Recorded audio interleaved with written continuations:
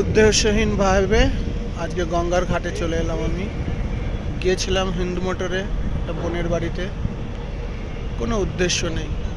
এখন আমি গঙ্গার ঘাটে হাওড়া স্টেশনের কাছে দাঁড়িয়ে আছি।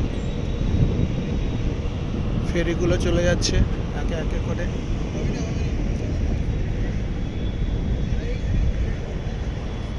কলকাতার বিখ্যাত সেই হাওড়া ব্রিজ, লাইটিংটা একটু কম আছে।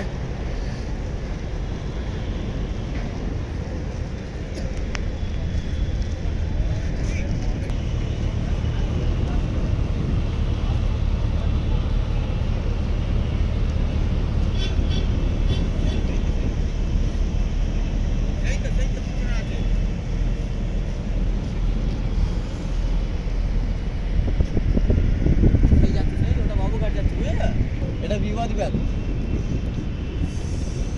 কি হচ্ছে এটা এটা এটা বন্ধ। এই ফেরিটা এবারে ডক করবে।